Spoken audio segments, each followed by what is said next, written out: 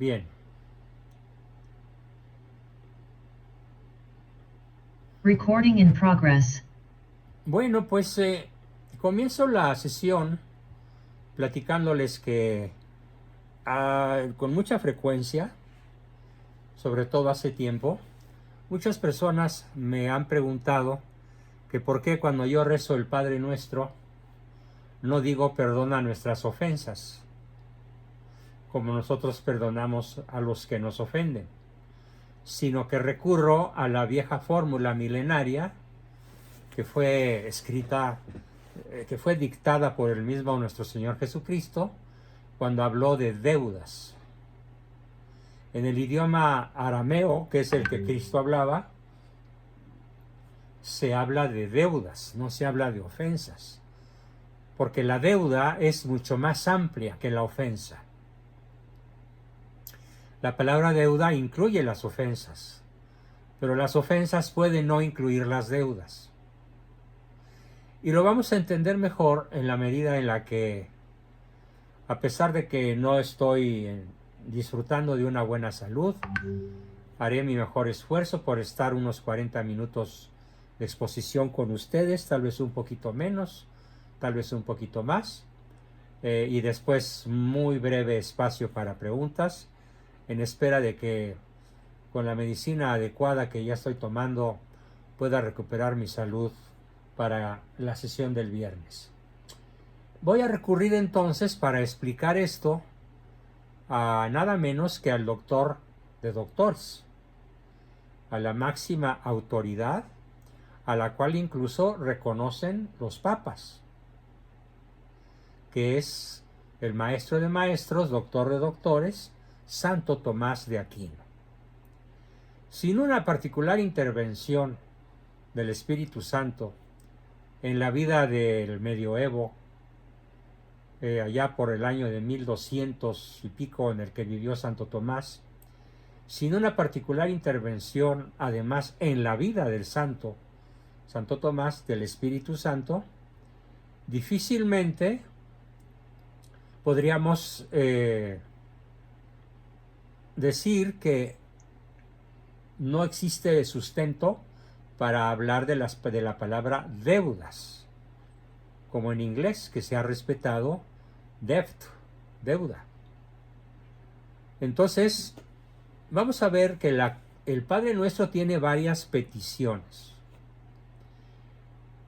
Y no es que menosprecie las 4 anteriores, pero debido a que el lunes hemos comenzado con nuestro tema sobre el perdón, entonces voy a continuar con ese tema, al menos por esta sesión, con el tema del perdón, pero en este caso apoyándome de ese espíritu privilegiado, de esa preclara inteligencia insuperable, como es reconocido en toda la historia de la Iglesia, de Santo Tomás de Aquino. Entonces, Santo Tomás nos platica lo siguiente. Voy a ir leyendo y comentando. La quinta petición dice, y perdónanos nuestras deudas. Pero fíjense, es perdónanos, no es perdona, sino perdónanos nuestras deudas. Aunque parezca pleonasmo, aunque parezca una repetición, es importante conservar la forma original. Perdónanos nuestras deudas, así como nosotros perdonamos a nuestros deudores. Dice Santo Tomás que hay algunos seres humanos dotados de gran sabiduría y fortaleza, pero que por confiar demasiado en su capacidad no efectúan sabiamente sus obras, ni llevan a su término lo que pretenden. Lo cita Santo Tomás aprovechándose de lo que nos dice el libro de los Proverbios en el capítulo 20, versículo 18. Las empresas con el consejo se afianzan, pero advirtamos que el Espíritu Santo, que da la fortaleza, también da el consejo. Porque todo buen consejo relativo a la salvación de los hombres del Espíritu Santo procede. Todo buen consejo relativo a la salvación de los hombres procede del Espíritu Santo. Ahora bien, el consejo le es necesario al hombre, y por si alguna feminista me escucha, cuando yo digo hombre, estoy incluyendo al género humano. Así que no tengo que decir frijoles y frijolas. No tengo que decir hombres y mujeres, porque la persona que me escuche y que no sepa buen español va a protestar porque no dije el hombre y la mujer. Aunque digamos el hombre, nos estamos refiriendo a la humanidad, que engloba a todos los seres humanos. Entonces, es necesario al hombre el consejo cuando vive en tribulación. Como la consulta de los médicos a los médicos cuando alguien enferma. Como yo, que me la he pasado entrando y saliendo de consultorios para ver si finalmente doy con un médico acertado que pueda encontrar qué es lo que me pasa y, siguiendo sus consejos, poder salir del agujero, del hoyo en el que me encuentro desde el punto de vista de mi salud física. Por lo cual, también el hombre, como espiritualmente está enfermo por el pecado, para sanar necesita pedir consejo. En el libro de Daniel, capítulo 4, versículo 24, se ve que el consejo le es necesario al pecador. Cuando le dice a Nabucodonosor, el rey de los persas: oh rey, acepta mi consejo, redime con limosnas tus pecados. Ese consejo le da Daniel a Nabucodonosor. Redime con limosnas tus pecados. El mejor consejo contra el pecado, en muchas ocasiones, es socorrer al que no tiene, socorrer al pobre, dar de beber al sediento, vestir al desnudo, dar de comer al hambriento, proteger al fugitivo o al peregrino, en fin, practicar las obras de misericordia, tanto físicas como espirituales. Es la mejor manera, dice Santo Tomás, de redimir nuestros pecados.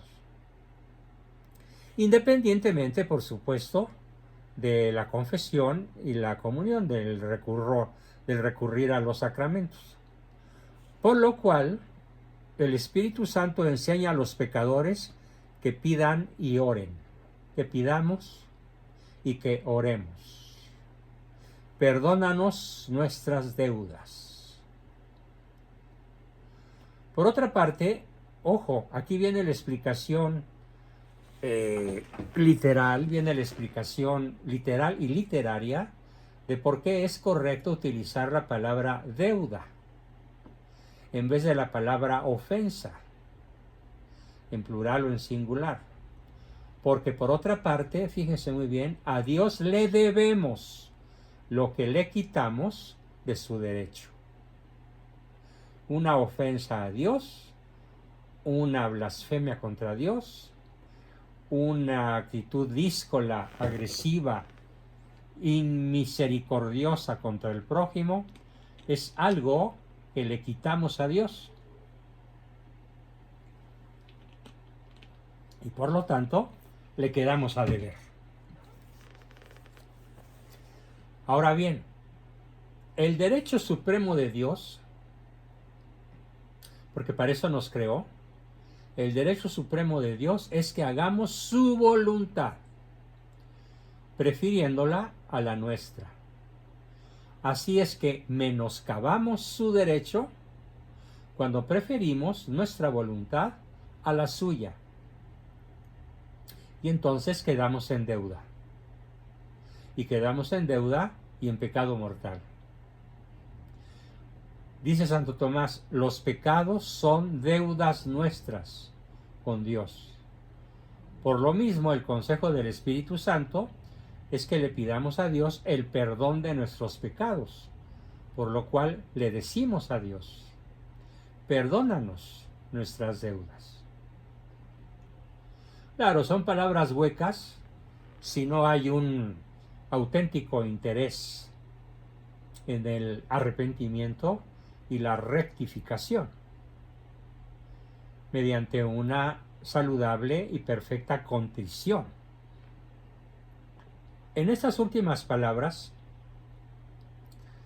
perdónanos nuestras deudas, Santo Tomás nos habla de que podemos considerar tres cosas. Primeramente, el porqué de esta petición.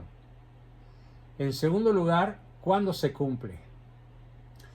En tercer lugar, ¿qué se necesita de nuestra parte para que se cumpla? En cuanto a lo primero, debemos saber que de esta petición podemos colegir. ¿Alguien no entendió la palabra colegir? Colegir significa deducir, concluir, extraer de.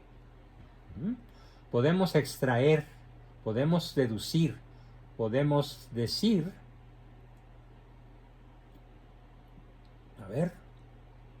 colegir dos cosas que les son necesarias a los hombres en esta vida. Una es que el hombre se mantenga siempre en temor de ofender a Dios, no en temor a Dios, no. No miedo a Dios, no temor a Dios, sino temor a ofenderlo. Y la humildad. Siempre vivir en el temor a ofender a Dios y en la humildad. Son las dos condiciones primarias para rezar un Padre Nuestro que tenga un gran impacto en nuestra salud espiritual. En efecto, dice Santo Tomás, ha habido algunos hombres tan presuntuosos que enseñaron que el hombre puede vivir en este mundo de tal manera que por sí mismo le es posible evitar el pecado. Falso de toda falsedad. Pero esto a nadie le ha sido dado sino solo a Cristo, que poseyó el Espíritu Santo sin medida, y a la Santísima Virgen, que fue la llena de gracia, concebida inmaculada, sin pecado original, en la que no hubo ningún pecado, como dice San Agustín. De ella, o sea de la Virgen, no quiero hacer ninguna mención cuando se trata del pecado. Entre comillas, dice San Agustín, de ella, o sea de la Virgen, no quiero hacer ninguna mención cuando se trata del pecado. Pero a ninguno de los otros santos se le concedió el no incurrir, al menos en algún pecado venial. Dice San Juan capítulo 1 versículo 8, si decimos que no tenemos ningún pecado, nos engañamos a nosotros mismos y no hay veracidad en nosotros. Esto mismo se demuestra por esta petición. En efecto, es evidente que a todos, aun a los mismos santos, les conviene repetir siempre estas palabras del Padre Nuestro. Perdónanos nuestras deudas. Así es que todos reconocemos y todos confesamos que somos pecadores y por ende deudores. Por lo tanto, como somos pecadores, debemos temer por haber ofendido a Dios y humillarnos ante Dios. Y en un momento dado, humillarnos ante el prójimo a quien hemos ofendido, para poderle pedir realmente perdón de todo corazón. La otra enseñanza, dice Santo Tomás, es que vivamos siempre en la esperanza. Porque aun cuando somos pecadores, fíjense qué belleza de concepto, porque aun cuando somos pecadores, no debemos desesperar, no sea que la desesperación nos lleve a males mayores y a cometer diversos pecados, como dice el apóstol Pablo en Efesios 4, versículo 19. hablando de algunas personas que habían incurrido en desesperación, los cuales, desesperados, se entregaron a la disolución, es decir, a viva la pepa, como decimos ahora los mexicanos, al desmadre, al reventón, a la orgía, porque estaban desesperados. Se entregaron a la disolución de las costumbres, como de hecho hoy vemos casi entera a la sociedad entregada a la disolución y en la práctica de toda especie de impureza. Luego conviene que siempre esperemos. Luego conviene que siempre cultivemos la esperanza, porque por más pecador que sea el hombre, conviene esperar, pues si se arrepiente y se convierte perfectamente, Dios nos perdona. No podemos pues desconfiar nunca, jamás, de la misericordia de Dios. Ahora bien, tal esperanza se fortalece en nosotros cuando pedimos: perdónanos nuestras deudas, Señor, perdónanos nuestras deudas.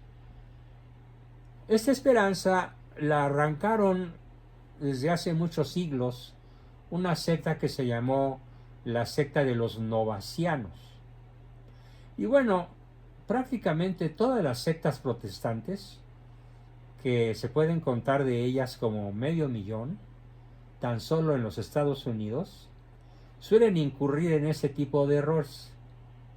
Bueno, pues los novacianos dijeron que quienes pecaran, aunque fuera una sola vez después del bautismo, nunca obtendrían misericordia. Terrible. Entonces toda la raza humana estaría condenada, porque ¿quién no peca? Pero esto no es verdad, puesto que la palabra de Cristo es verdadera. Cristo afirma en Mateo 18, versículo 32, te perdoné toda deuda, vean qué belleza, te perdoné toda tu deuda porque me lo rogaste. Vale la pena tener muy presentes estas palabras. Te perdoné todas tus deudas porque me lo rogaste. Así es que en cualquier día que pidas, podrás alcanzar misericordia. Si ruegas con dolor de tus pecados. Así pues, de esta petición brotan el temor y la esperanza, porque todos los pecadores contritos y que se confiesan alcanzan misericordia. Ahora, en el remoto caso, o probable caso, que alguno de nosotros no tuviera a la mano un sacerdote para confesarse, recordemos cuán misericordioso es el Señor. Si físicamente es verdad que no tenemos acceso a un sacerdote que nos dé la absolución, pero que sea de a de veras la imposibilidad de tenerlo cerca o a la mano, ¿qué nos redime ante Dios? ¿Qué nos hace acreedores a su misericordia? Aun en la ausencia de la absolución del sacerdote, la perfecta contrición o dolor por nuestros pecados. Así de misericordioso es Dios. Por lo cual, para alcanzar esa misericordia es necesaria elevar esa esa oración dentro del Padre Nuestro. Y en cuanto a lo segundo, acuérdense que son 3 temas. En cuanto al segundo tema, o sea, cuando es oída esta petición de que se nos perdonan nuestras deudas, debemos saber que en el pecado hay 2 elementos. En todo pecado hay 2 elementos: la culpa con la que Dios es ofendido y la pena que debemos pagar por la culpa. Mas la culpa se perdona con la perfecta contrición. Yo me adelanté a lo que iba a decir Santo Tomás.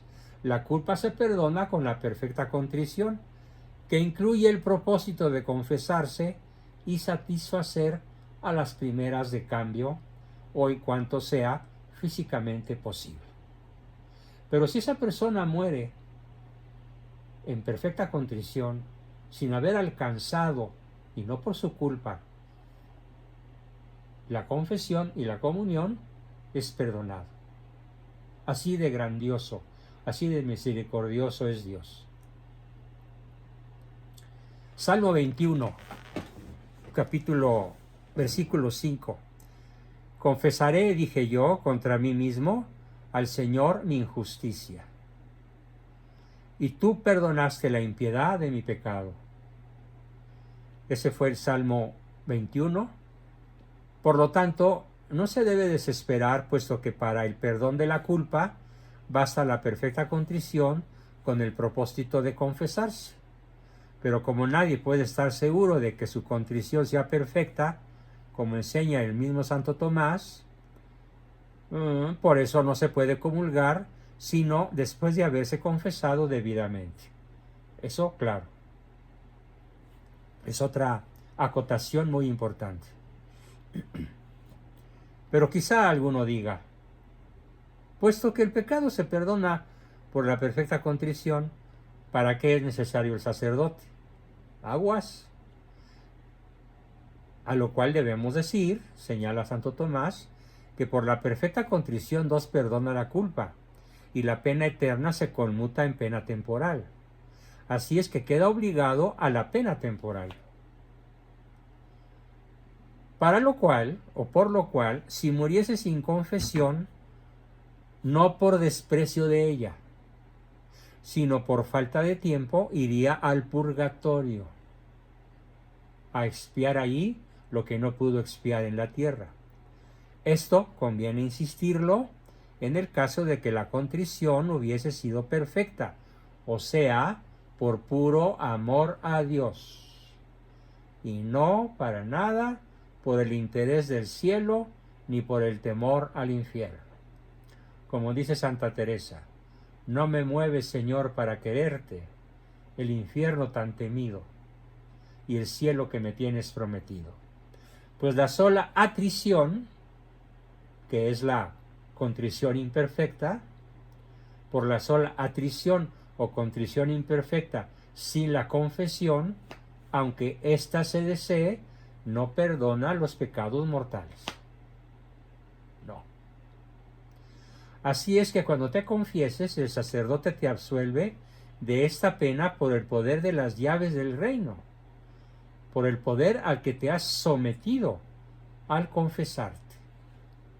Y por eso dijo Cristo a los apóstoles, lo recalca San Juan, capítulo 20, versículos 22 a 23. Recibid el Espíritu Santo. Se les perdonan sus pecados a aquellos a quienes se los perdonares, y se les retienen a aquellos a quienes se los retuviereis. Por eso, cuando alguien se confiesa una vez, se le perdona algo de esa pena, y de igual manera cuando se confiesa de nuevo. Y podría confesarse tantas veces que se le perdonara íntegramente. Además, los sucesores de los apóstoles encontraron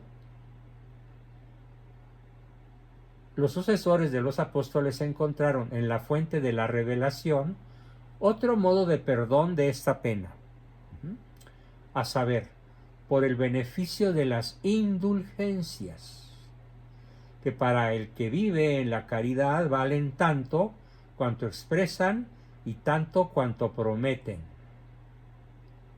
Es claro que el Papa tiene ese poder, porque muchos santos hicieron gran número de obras buenas y sin pecar, al menos mortalmente, y tales obras buenas las hicieron para la utilidad espiritual y aun material de la Iglesia, y por lo tanto de todos nosotros. Asimismo, los méritos de Cristo y de la Santísima Virgen están como en un tesoro, por lo cual el Sumo Pontífice y aquellos a quienes él mismo conceda pueden distribuir esos méritos, ojo, donde lo consideren necesario. Repito, el Sumo Pontífice y aquellos a quienes él mismo lo conceda pueden distribuir esos méritos de Cristo donde lo consideren necesario. Por eso el valor de las indulgencias. tema que reveló a Lutero y por lo cual hizo una guerra que duró 100 años. Bueno, primero 30 y luego otros 100 en las guerras de religión. A partir del 1519 o 20 por ahí, empieza con sus terribles herejías. Así pues, se perdonan los pecados no solo por cuanto a la culpa, por la contrición, sino también en cuanto a la pena por la confesión y también, valga la pena repetirlo, por las indulgencias. Maravilloso. Acerca del tercer punto, recuerden que eran 3. Acerca del tercer punto, ¿qué debemos hacer para que se cumpla esta petición del Padre Nuestro? Ese es el punto 3. Debemos saber que de nuestra parte se requiere que nosotros perdonemos a nuestros prójimos las ofensas que nos hagan. Si no perdonamos, todo lo que he dicho no aplica. Si no perdonamos, es como si siguiéramos en pecado mortal. Bueno, de hecho así es. Por lo cual se dice, así como nosotros perdonamos a nuestros deudores. Yo los invito a dejar de usar la palabra ofensas y volver, como yo siempre lo he hecho y los grandes santos y sabios de la Iglesia lo han hecho, a utilizar la expresión como Cristo la presentó, deudas, deudores, pues de otra manera Dios no nos perdonaría. En el Eclesiastés capítulo 28 versículo 3 dice, un hombre guarda encono contra otro hombre y de Dios espera su remedio. ¡Ah! ¡Qué mal! Un hombre, Lucas 6, capítulo versículo 37, perdonad y seréis perdonados. Así de rotundo, perdonad y seréis perdonados. Por lo cual solo en esta petición se pone una condición muy severa, al decir, así como nosotros perdonamos a nuestros deudores. Conclusión hasta donde voy. Por lo mismo, si no perdonas, no se te perdonará.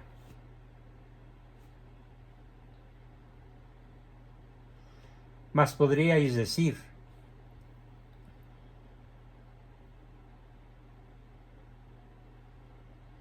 yo diré las palabras precedentes, a saber, perdónanos, pero callaré el así como nosotros perdonamos a nuestros deudores. Y se burla Santo Tomás. Luego, ¿acaso tratas de engañar a Cristo? ¿Qué te crees? Pero seguramente que no lo engañarás, porque Cristo, que hizo esta oración, que escribió con su palabra, no de pluma, esta oración, muy bien se acuerda de ella, por lo cual no puede ser engañado. Por lo tanto, si la dices con la boca, por favor, hermano, ratifícala con el corazón y ratifícala con tus acciones. ¿Qué significa ratificar? Significa poner de manifiesto nuevamente una intención, una decisión, un principio, una tesis, una negación, una afirmación. Cuando queda ratificada, queda repetida el número suficiente de veces hasta que al otro le queda claro de qué se trata, cuál es nuestra posición. Así que si la dices con la boca, esta frase del Padre Nuestro completa, ratifícala con el corazón y con tus acciones cotidianas. Pero Santo Tomás es muy agudo y sigue cuestionándonos. Pero preguntémonos si el que no se propone perdonar a su prójimo deba decir, así como nosotros perdonamos a nuestros deudores. No, parece que no, porque mentiría. Debemos responder que no miente porque no ora en su nombre, sino en nombre de la Iglesia, la cual no es engañada ni puede serlo. No puede ser engañada. Por eso esta petición se expresa en plural. Observen, es en plural. Es la iglesia entera la que pide perdón. Nosotros al decir, perdónanos nuestras deudas, así como nosotros perdonamos a nuestros deudores, estamos siendo la voz de toda la iglesia completa. Pero es de saber que de dos modos se perdona. Uno es de los perfectos, o sea, que el ofendido busca al ofensor. En el Salmo 33 se nos aclara, busca la paz con el ofensor y con el ofendido. El otro es común a todos, al que todos estamos obligados, o sea, que se le conceda el perdón al que lo pida. Perdona a tu prójimo que te agravia. Y cuando lo pidas, te serán perdonados tus pecados. De esto se sigue otra bienaventuranza. Y con esto termina mi exposición, porque ya mi voz está a punto de acabárseme. Bienaventurados los misericordiosos, o sea, los que perdonamos de corazón. A veces qué difícil es perdonar, sobre todo a quien nos persigue, al traidor a la patria, al adúltero, al engañador, al que nos hizo un daño que parece irrecuperable e imposible de perdonar, como alguien en la sesión del lunes preguntaba, y no la voy a balconear, no voy a decir quién es, pero ella sabe quién es, preguntó, ¿y es posible perdonar una violación? Pues el Padre Nuestro nos dice, perdona nuestras deudas como nosotros perdonamos a nuestros deudores, excepto a los que nos violaron. No dice eso. O excepto a los que X, no. Es universal, es para toda clase de ofensas, incluyendo a los dos crímenes más nefandos que se pueden cometer contra una persona, que es la violación, ya sea hombre o mujer, porque, bueno, pues también en las cárceles violan a los hombres, otros hombres, y el secuestro o privación ilegal de la libertad, seguida generalmente de un asesinato. Bueno, pues aun eso se puede perdonar. O mejor dicho, más que se puede perdonar, me quedé corto. Yo diría, nos conviene perdonar. Porque ¿quién de nosotros podría decir que no ha cometido pecados que claman al cielo? ¿Quién de nosotros podría decir, como aquel fariseo que llegaba al templo y soltaba sus talegas llenas de dinero y gritaba, gracias Señor te doy, porque no soy como los demás hombres? Y luego la viejecita que dejó un ochavito por ahí, una monedita muy discretamente. Y Cristo pregunta, ¿quién encontró justificación? El que entró gritando al templo para que todos lo vieran y soltando su dinero para que todos lo aplaudieran, o la viejecilla que dejó su óbolo discreta y silenciosamente. ¿Quién alcanzó la misericordia? ¿Quién complació a Dios? Obviamente la respuesta es obvia, ¿no? Perdón por la repetición. Bien, con eso terminamos la exposición de hoy. No pensé llegar ni a los 30 minutos, pero logré hacerlo. Y vamos a dedicar unos pocos minutos, hasta donde las fuerzas me alcancen, para que podamos comentar, platicar, preguntar, aportar y todo lo que solemos hacer al terminar cada sesión.